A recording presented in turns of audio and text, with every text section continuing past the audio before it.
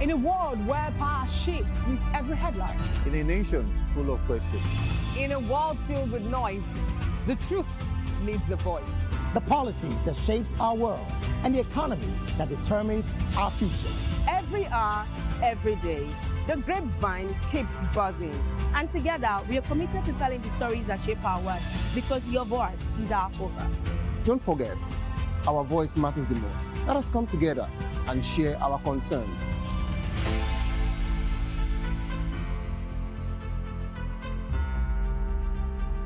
Mr. Ofamiloni, and here's to VOPTV. Keep watching, stay tuned, do not touch that dial. My name is Made Kuti, and you're watching VOPTV. Keep watching. Welcome, my name is Zika Davis. Distinguished ladies and gentlemen, boys, viewers, everybody, boys and girls. This is VOPTV. Do you know what that means? Voice of the People TV. You don't have a voice, don't come here. You better make sure your voice is heard. Are you ready for the extraordinary? Something big is happening on your screen. Introducing VOPTV.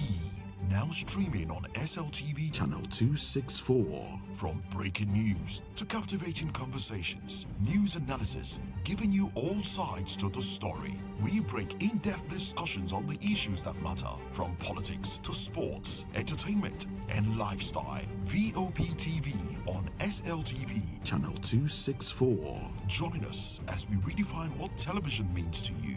Voice of the People Television, VOPTV. Now you have more than a voice.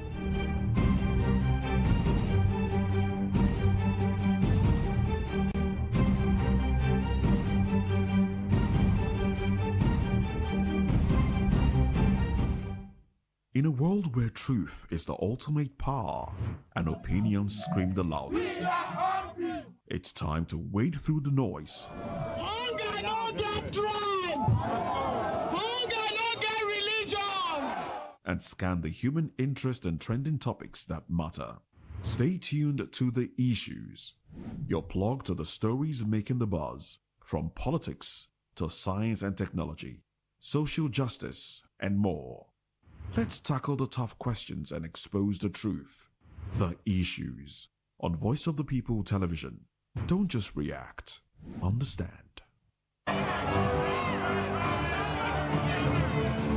Do you want your voice to be heard? Do you know that you matter in the scheme of things? The People's Voice, the show where ordinary citizens take center stage as we discuss the biggest stories that affect you and I. With you in mind, we facilitate lively discussions, debates, and interviews on the topics that matter most to you and I, from social justice to economic empowerment, education to healthcare, governance, and more.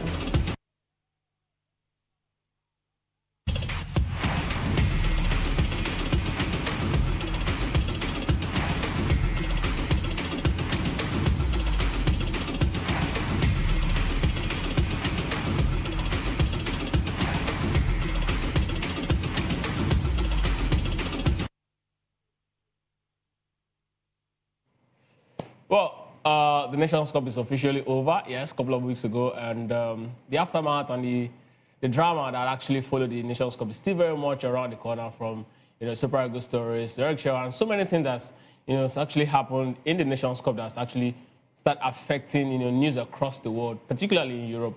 We'll be looking at all of this and more right here in this episode of Sport Republic.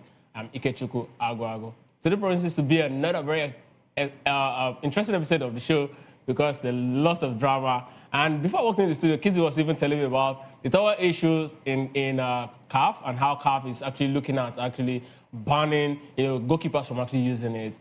And the interesting thing is, they've yet to actually sanction Morocco for the terrible sportsmanship against Nigeria and the Ivorians, the Senegalese, I beg your pardon. But of course, all that and more we'll be looking at in today's episode of the Sport Republic this morning. And my guest will definitely be joining us in the course of today's action. His name is Biodun Akpena. But then let's start from what definitely concerns us the most, which is the coach of the Super Eagles. A lot of conversation about him from last week up to this very point.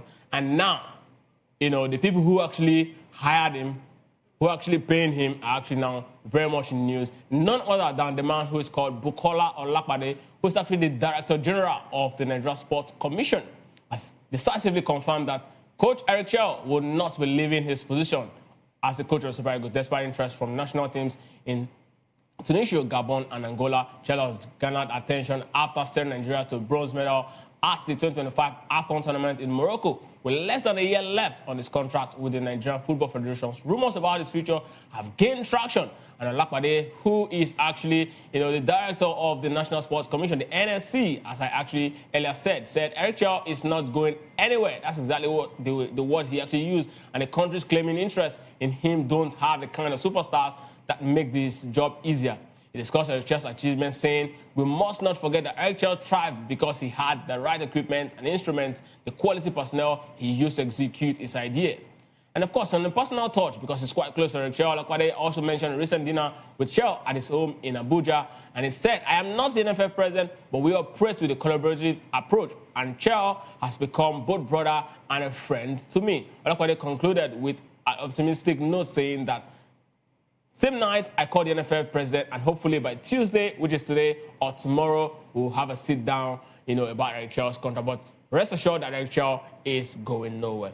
I mean, for me, I think this is becoming stale. I think this news is becoming, we're practically regurgitating everything about Eric Chell. I think we should just, snap it and wrap it up as soon as possible. Eric Chell has actually done his job. He's done a lot to actually earn, an extended contract. If the job that was given to him was actually 2 years, I think he's done enough to actually get even an additional year, as far as I'm concerned. But then there are a lot of, conversations about the countries, particularly Tunisia, that's coming for him, because Tunisia has got the chance to go to the World Cup, and that's also they're also offering twice the salary Super Eagles is actually paying Eric Chell at the moment. And trust me, there's no guarantee. There's a guarantee that it's not going to be owed, like he's actually going through, in Nigeria. All of this is one of the things that Eric Chell will definitely be put in place. But I think Olakpade also made a very strong statement by actually saying that it doesn't have to, we don't need to panic, because one thing coaches always look out for is what's going to make their job easier. The infrastructure, in this case, personnel that made, the job of Super Eagles a lot easier for Eric Chell because of the quality. Some of us who saw Eric Chell in the last championship in Cote d'Ivoire, when he took the Malian side with, less, quality, I mean, with due respect to them, but of course, they cannot match the Super Eagles when it comes to quality of personnel. But then he did a very good job. The way he actually played, they lost that game against the Ivorians. We all saw him. We know that this guy is the man who can actually do so well, if he's got the right personnel. We saw it in the Super Eagles. He did so well. Yes, our first game was a little bit clumsy, but then afterward, the Super Eagles actually grew as tournaments, continues. But then now we are at this point, the conversation about him being hired, it's also very good for our football. I mean, now we have a manager who is, the most sought out for. The thing about, this stuff is that now you know that you've got quality not just on the pitch, you also got quality on the bench, and it's going to really help the Super Eagles. But I would really, really beg, the National Sport Commission and the NFF to also, look into the Eric Chell's welfare to ensure that, give him exactly everything he wants to, or he needs to actually succeed as the manager of Super Eagles. Because when a coach is not happy, trust me, in the end, there's definitely going to be moments he's going to want to take decisions that are lackadaisical. Eric Chell now knows that, he's the best in Africa, sliced bread when it comes to coaching in Africa. He knows that if he leaves the Super Eagles job today, there are tons of, countries that want him. So at this point, the Super Eagles, the negotiations should be geared towards, making it easier for him, and then giving him I think one of the things I would say, right, if I were Eric Chell going into this particular negotiation with the Super Eagles with Nigeria, is that I want to have 100% free chance to actually do exactly what I want to do as a coach of the team. I want to select my players, because a lot of us actually queried the selection process. The players actually went to the tournament. In fact, when he released his first man provision list, 35 players, a lot of players, 35-man list, a lot of us were asking, what are these names actually doing there? It shows that, Eric Chell really do not know these guys. Now, I want to believe that he's known, these guys actually went to the tournament. It's now for him to actually build from here, bring in the ones who he thinks, he can really, really rely on, and then help make the team better. But in the end, I think it's actually very good news all around that Eric Chell, is going to actually stay according to the National Sport Commission. They should actually do all they need to do to ensure that, the manager of the Super Eagles stay put to job. I mean, he's done a very good job, so why not? I'm talking about, from one manager to another. let's move away from Nigerian story, but let's move straight to Europe. And, you know, the team of the moment right there in Europe, I mean, the team that's actually done, you know, the biggest, well, I call it upsets, yeah, because of the quality or the way the United have played, you know, the last couple of years. I think the victory against Arsenal right there at the Emirates for a team that is yet to actually, you know, lose a game against them, for a team that is actually yet to lose a game against them in a long, you know, I think over 10 years, right there at the Emirates, it shows a lot about, you know, what, you know, Manchester United have managed to do. But then, let me quickly introduce my guest, rather. Share our concerns.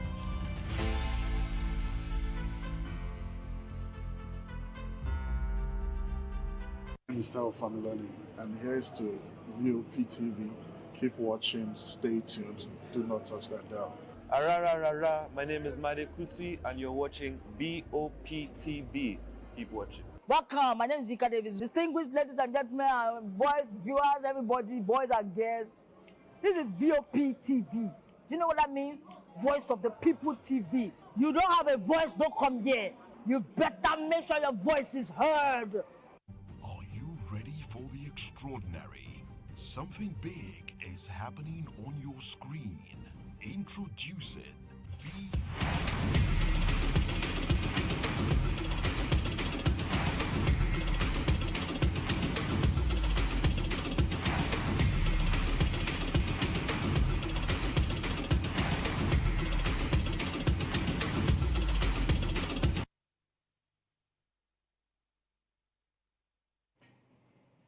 So welcome back to that short break. And I mean, I was talking about Wilfred Ndidi, you know, earlier on. I was talking about how, you know, he's been immense for the Super Eagles and how it's going to be a colossal for Manchester United if he eventually joins. It's going to be a huge addition. I don't think Manchester United at this point, you know, having just Kobe Mino at the base of the midfield, we need an academy player or a player who's got little or no experience to also be part of that midfield. I mean, Kobe Mino is still a player that is actually growing, so I don't think he's got anything to actually teach a young player at this point. And no disrespect to him, I think he's got quality to be a top player, you know, playing over time. But Wilfred is actually, for me, he's seen it all, and he's shown that he's got the quality to actually play at the highest level. I'm quite surprised that, you know, it took this long for him to be, you know, noticed and then words, you know, come out for him. But I mean, kudos to Ole Gunnar Solskjær. I think he's one of the best Manchester United manager, you know, post-Ferguson era. I mean, because of the kind of results he actually, you know, got for United. So let's see how this pans out. Hopefully, I mean, a lot of Nigerians actually want to see this happen. I want to really see, you know, if Wilfred Ndidi is going to be the second Nigerian, you know, playing for Manchester United after Odion Jude Igalo. But then still about Manchester United, away from Wilfred Ndidi's story. And now Arsene Wenger, former Arsenal boss, is actually talking, and he's been talking about, you know, the game, you know, over the weekend. The former manager of Arsenal has lauded Michael Carrick for effectively implementing a strategy that successfully kept Arsenal at bay during United's 3-2 recent victory right there at the Emirates. This marked Carrick's second major win following a prior success at Manchester City in an engaging discussion. Speaking to the reporters, Wenger actually noted a significant evolution in Manchester United's style of play under Carrick's leadership. Wenger also said there's a distinct change in this Manchester United, especially in how they triumphed over, you know, the top two teams in England. And he highlighted the convincing nature of their performance, particularly after Arsenal managed to level at the 2-2, a critical moment when home sides typically shifts, you know, momentum in their favor. And United found the inner strength to secure a third goal and clear a 3-2 win away from home in a high-stake match. I must commend Carrick, he said, and of course he developed solid framework for Manchester United, and he emphasized that Carrick has discovered an effective formula balancing defensive robustness with a commendable level of technical skill. And let's get to Abiodun Akpono if the network is actually better now. Abiodun, can you hear me?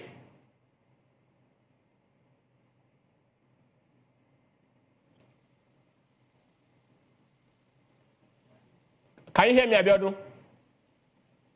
Yes, I can hear you clearly. Go on, I can hear you clearly. All right. So I was just talking about, you know, the game, Manchester United and Arsenal. And the former Arsenal manager, Arsene Wenger, has been talking about, you know, how solid Michael Carrick has been. And, you know, he's talking about how he's effectively transition Manchester United is worked on, you know, defensive robustness and, you know, the transition in play to actually get goals even with half chance. And he's been talking a lot about, you know, showering a lot of encomium, I think that's the right word, on Michael Carrick. Tell me exactly from where you stand, is Michael Carrick the messiah of the Old Trafford today?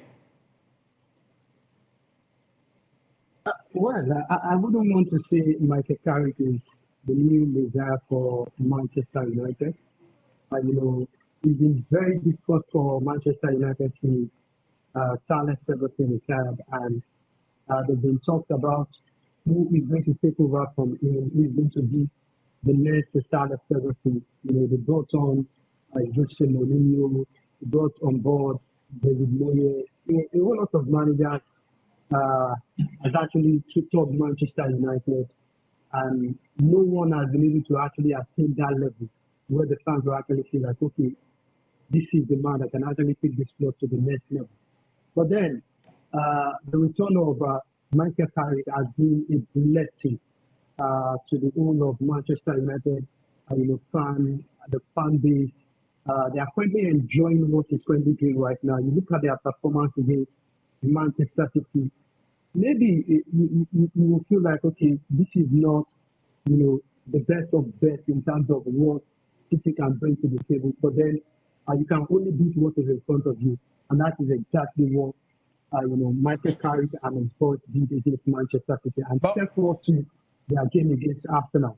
But you want to say, okay, go on. But Abiodun, a lot of persons have actually been touting this as, still very much, a new manager syndrome. And for me, I think, Michael Carrick actually done a very good job in his first 2 games. But let me put this to you. I mean, for you, from where you stand, is this a well thought out plan or still very much a manager syndrome? And tell me exactly what is responsible for this new look Manchester United under Michael Carrick?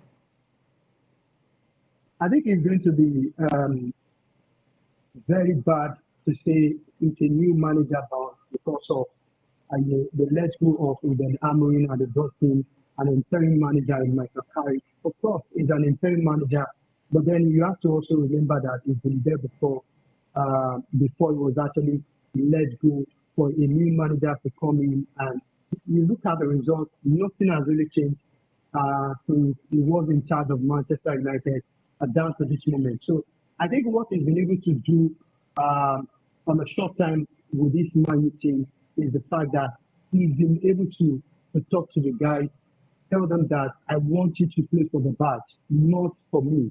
You don't play for Michael Carrick, play for the Manchester United badge. Manchester United, take it or leave it, whether they are currently struggling right now, looking at where they are right now, they are still one of the best football clubs in the history of football. So you just have to put that respect on their name. And I think that is what Michael Carrick has been able to do, in the short time that he's been appointed as the interim manager. I think what he, actually told the boys that, see, I want you to play for the badge. Don't play for Michael Carrick. And you look at the likes of Casemiro, you look at the likes of Bruno Fernandes, you look at the likes of Kobe Mainoo. These are guys who have been there before. But look at Kobe Mainoo under Ruben Amorim. This is the man who has been touted to lead Manchester United on a loan. And look at what is currently doing right now under a new manager. So it shows that these guys are ready to play for the club. But it boils down to what the manager on board really wants to do with the player. So I think that is where, it's certain Ruben Amorim got it wrong. But Michael Carrick is not, towing that line. He's telling the boys that I want you to play for the badge. I want you to play with passion. I want to see the fire in you. And so far, so good. That is what we've been able to see against Man City, against Arsenal. For me, the performance against Arsenal was just, a testament to the fact that this man is a true Manchester United legend. He's been there before, and he knows what it takes to galvanize the boys to play the Manchester United way, and exactly what pan out against Arsenal. So, big ups to him. But like I used to, tell the Manchester United fan that don't get it twisted. You look at the next 5 games, then you can now conclude that, okay, it seems this man is the right manager, at least for this season, before, United hierarchy will go on to make that decision to bring on board a new manager. So let's talk about Arsenal now. I mean, look at the Arsenal attack. Gyökeres, Trossard, Martinelli. You look at Gabriel Jesus, Bukayo Saka. All of these guys, right? In over 10 games in over 10 games in the EPL, none of them has actually scored a goal except Lisandro Trossard, who has actually managed to score one goal in 11 games in the EPL, in the last 11 games. Now, Arsenal have been getting points. What exactly can you say is responsible for Arsenal's misfiring attacks? Because, I mean, the way Arsenal has been coming, getting their wins, their set piece and all of that, all this has been called to question. So let's talk about Arsenal's attack and how, Mikel Arteta can actually help fix that particular problem. I think it boils down to their mentality. And if you remember, prior to the appointment of Mikel Arteta, there has always been the narratives about, this Arsenal team cannot go on to win the title after the departure of the legend himself, talking about Arsene Wenger. And if you look at the team again, they've been able to invest in the team over the years. Mikel Arteta has been going to the transfer market, signing players to beef up the team. But then again, you look at the team and it feels like these are guys who do not have the mentality to go the length. Not the Manchester City under Pep Guardiola that are the likes of Kevin De Bruyne and the likes. And these are guys who are monsters, who are ready to win. But for Arsenal, well, I wouldn't want to throw the players also, because in their recent games also, they've been depending on set pieces and all of that. The number one striker they signed in the transfer market hasn't been firing from one cylinder, talking about Victor Gyökeres. Leandro Trossard has been the man, bailing them out when he's not scoring. They call upon the defensive guys, Gabriel, Saliba, and the likes, to come up short for them in terms of their goals. So, Mikel Arteta needs to sit the guys down and talk to them that if you really want to win the league, you are sure that you want to win the league, you have to go for the jugular. And I think that is not what, they've not been doing all of that. For Leandro Trossard, is the kind of player that will come to, off the bench to give Arsenal goals.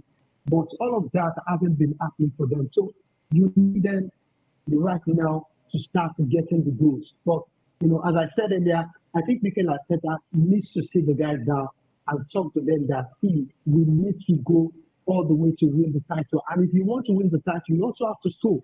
You also have to score like that. So in as much as your defense is really solid, but then you need goals also, to corroborate, to balance the cohesion of the team. So for me, good one for Mikel Arteta. He's done a fantastic job so far. But then this is just half season. You cannot win the league in the middle of the season. You have to take it to the latter stage of the season. So I think I would tell Mikel Arteta to speak to his boys, and they should start scoring the goals. Let me take you to exactly what former Arsenal skipper and person of Patrick Vieira actually said. He said that Arsenal, in the UEFA Champions League is quite different from Arsenal in the Premier League. That Arsenal in the UEFA Champions League have this freedom to actually express themselves. They attack and they get goals. But in the Premier League, there seems to be this over-cautiousness of them not conceding a goal. They're trying to play safe, even if it's just one goal via set piece. What exactly do you think is making that, tactical switch for Mikel Arteta? Why is he actually, playing like that? Because now, if you look at the Arsenal in the UEFA Champions League, the attackers are actually scoring, free scoring side. If you see them in the Premier League, they struggle to get goals. They rely basically on set piece. What exactly is the difference between this particular competition, and why is Arteta actually deciding to actually go, that route for the Premier League? I think it still boils down to their mentality, honestly. But it's the same players. The English Premier League. Yes, these are the same players, but it boils down to their mentality. You want to win the EPL, right? You are competing to win the EPL. You are also competing to win the UEFA Champions League. So if you want to, for me, no disrespect to Arsenal, I do not see them as a team that could go on to win the UEFA Champions League. The UEFA Champions League is a different ball game entirely. Of course, it's a competition that comes with different kind of opponents and the like. But then, in the English Premier League, look at Manchester City, look at Liverpool, look at Chelsea. These are teams who are not that consistent. They take it a game at a time when you are, a major club for the season. But if they are doing, all of these, or you approach the championship with all seriousness, and you come back to the English Premier League with a bit of cautiousness and all of that, trust me, I think they are going to lose on all levels because you cannot guarantee that Arsenal will win the UEFA Champions League. It is not a UEFA Champions League. It is not a given. The UEFA Champions League is not a given. Of course, given. The UEFA Champions League is not a given. Of course, we saw them last season, defeating Real Madrid, and it felt like, they will go all the way to win the Champions League. But at the end, they falter. So it now boils down to the mentality of the player. He loves the game, but it's not really the same that he wants. And I don't think that's what, Mikel Arteta or Arsenal fan will want. But this is just me, how I'm actually seeing this whole Arsenal's, issues. But talking about Arsenal's mental consistency, because Abiodun was actually talking about it before the network actually yanked him off. I think Arsenal as a team, if you look at that team, you see that they are actually quite flat, and this is why I have problem, with the team. Now look at the coaches, also more like on the level of these players. They are quite young. They need a character that is quite different from the ordinary, someone who they all will be looking up to, and they do not have that person, and that's exactly where I think Arsenal's mental edge is lagging. But then if they manage to actually pull through and win a major title, then of course they can now see themselves. It's going to be a different Arsenal going forward. But that's basically what's Arsenal's mental issue at this point. I don't know how Arteta is going to leave that mental block. I was hoping they will be able to actually, sign on, the former Manchester City midfielder that they were actually chasing at the point. I'm talking about none other than, Gundogan. But then that's actually, they missed him. And now they are looking at Julian Alvarez. They need a champion, someone who has actually won a major title in that team to change it. Unfortunately, Gabriel Jesus would have been that person, but he's very inconsistent. Injury has actually kicked him out, and that's why he's now, out of favor. He's now second striker to Gyökeres, who is actually leading the lines. And again, he's not, that kind of man who Arsenal as a team can really look out or look to, and then rally around, him to actually get inspiration when it seems the chip is down. And these are the issues that Arsenal as a team has actually been facing. But let's even talk about Manchester City, because after that Arsenal game, a lot of talks, people started talking about how Manchester United were able to actually dispatch, Arsenal and Manchester City, and now Manchester City look a little bit different, a week after they actually played Manchester United, because of the new man who just got into the job. I'm talking about none other than the £20 million Mark Guehi, who actually joined Manchester City. And Mark Guehi, a lot of persons have been talking about him. Liverpool almost snapped in last season, but then something changed, and now when the league started, but now they actually managed to actually pull through by 2-0. Don't go anywhere. When I come back, the show continues.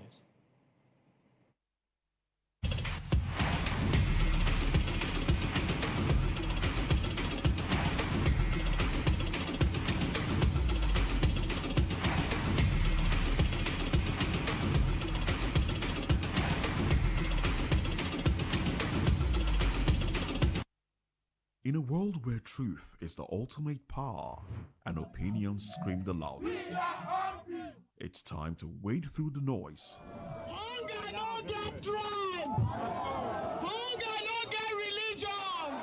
and scan the human interest and trending topics that matter. Stay tuned to The Issues, your plug to the stories making the buzz, from politics to science and technology, social justice, and more. Let's tackle the tough questions and expose the truth. The Issues on Voice of the People Television. Don't just react, understand.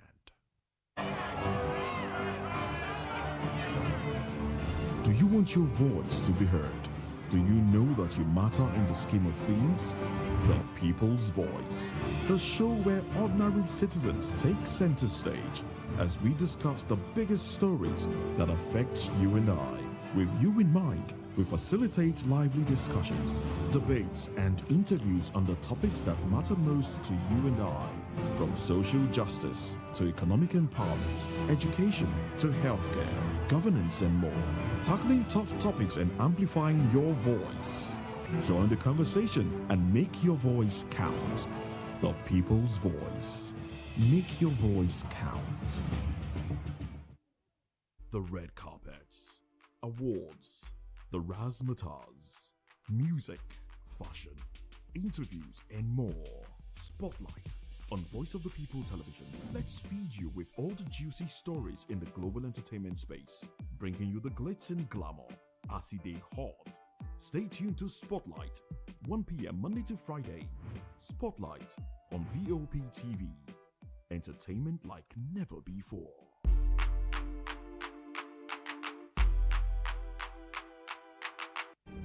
In a world where power shifts with every headlines, news breaks and events happens, we bring you unbiased and explicit information on politics, economy, and state of the nation. We break down the chaos. Facts, not fluff. Truth, not spin. We discuss not just politics, but a glimpse into the future. Voice of the People Television. Now you have more than a voice.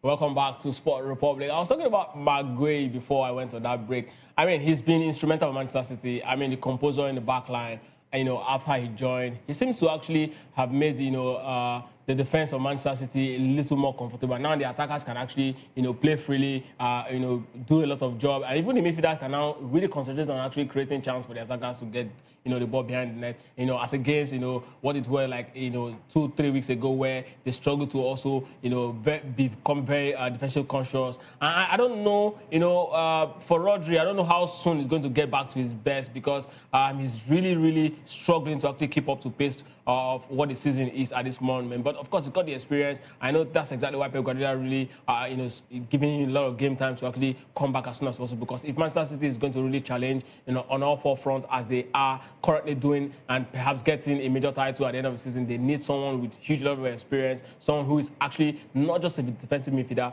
but of course also a match winner. He's actually the one who scored the goal for their only UEFA Champions League, and of course in that final against Inter Milan, he's the goal scorer, of that particular game. So yes, they need that man with a lot of experience. I mean, Ballon d'Or winner, the only Ballon d'Or winner in the history of Manchester City as well. So it says a lot about, the club history and what Rodri really, really represents. But the big question a lot of persons have been asking is that if this Manchester City team, after their 2-0 victory against Wolves, really look like a strong season contender, or just a team for the next season, maybe we're just looking at a team that's actually really building to actually really compete, or perhaps go all the way for the Forever Champions League. But it's good to have you back, Aquino. I mean, we've been really struggling with the network this morning. But then, Aquino, we were talking about Arsenal before you actually left the conversation. Now we are talking about Manchester City. These are the teams that Manchester United actually defeated. And we are looking at, Gray's impact so far for Manchester City. And also we are looking at, if Manchester City is really a major contender so far this season, looking at how Arsenal has actually fought that. February is around the corner. Another month, Arsenal struggle. I mean, if you've been following Arsenal over the years, they struggle in November and February. And now just with 4 points away, and the way Manchester City, is playing currently, do you really think they are really a serious contender for the Premier League title? Well, I don't think so, honestly. Looking at this, City team, this is the City we saw a few seasons ago, that had a whole lot of top players who are no longer in the team anymore. Kevin De Bruyne happened to be one of the major players for that City team that galvanized them to win the title, won the UEFA Champions League. But, some of them have moved on and they have to rebuild. And I think that is where they are currently right now in terms of rebuilding. And City side, they've been doing all of that in terms of bringing on board players that can actually impact their game and, of course, impact game also.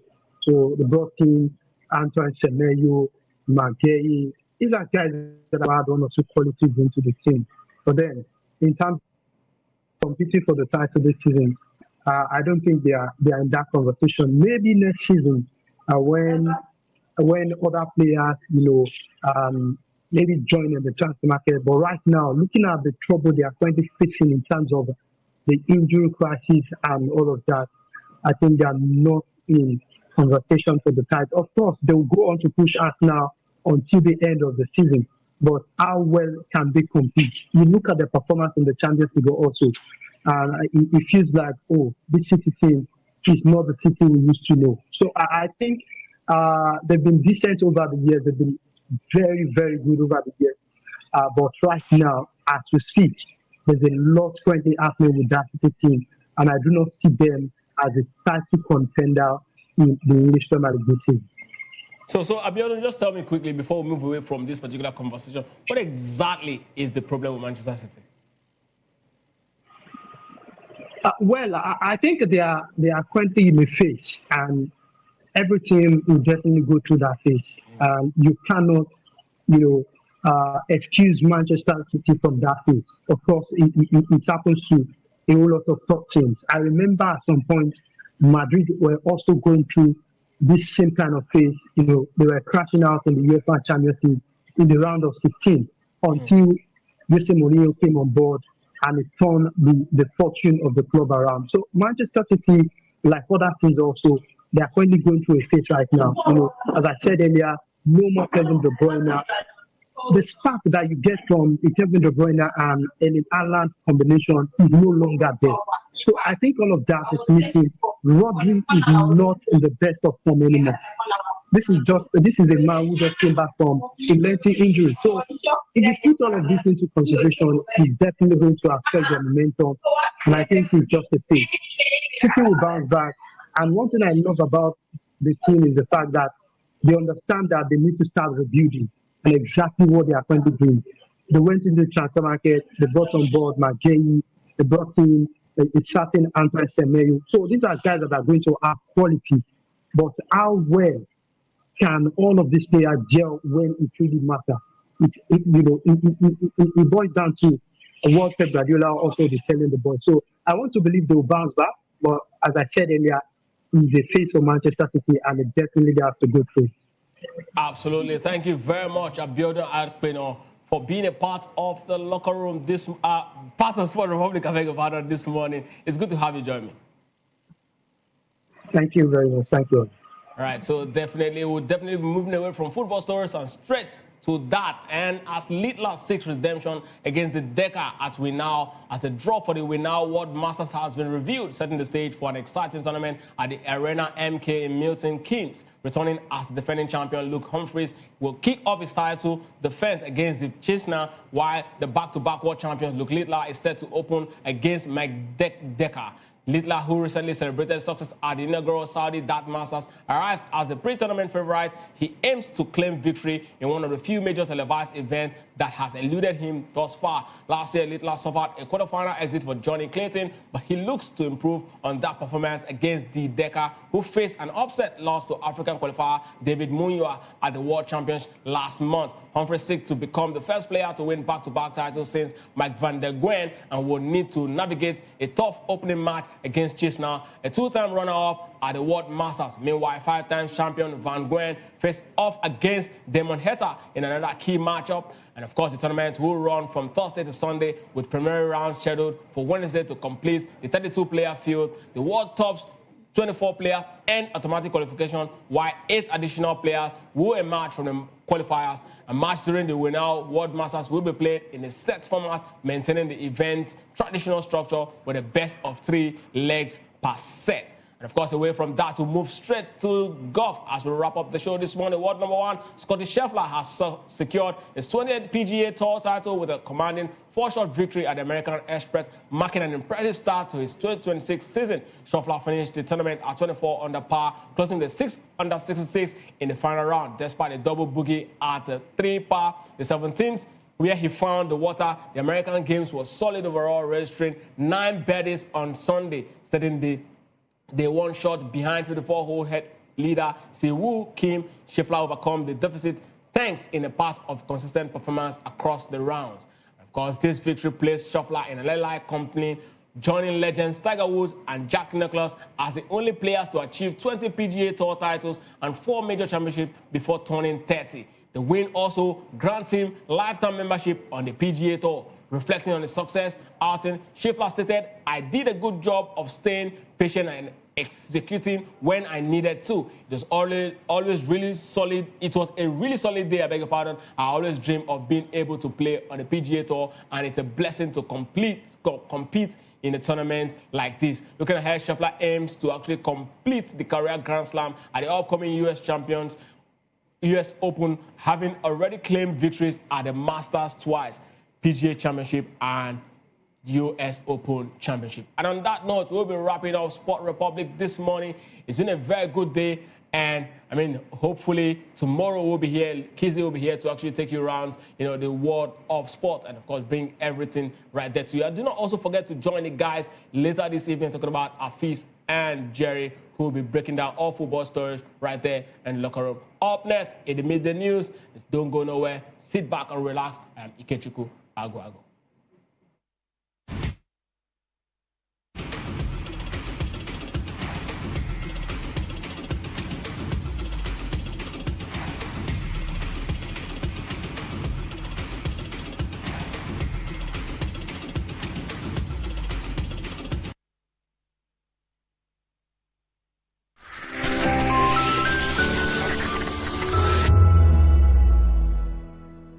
To know the happenings in the maritime sector, join us on the program Maritime Frontiers on VOP TV as we discuss key areas in the maritime sector, from aquaculture, maritime transportation, maritime labor regulation, oil and gas exploration, ferry and passenger insurance, marine pollution and prevention, port operations, and lots more. Maritime Frontiers, exploring Nigeria's blue economy.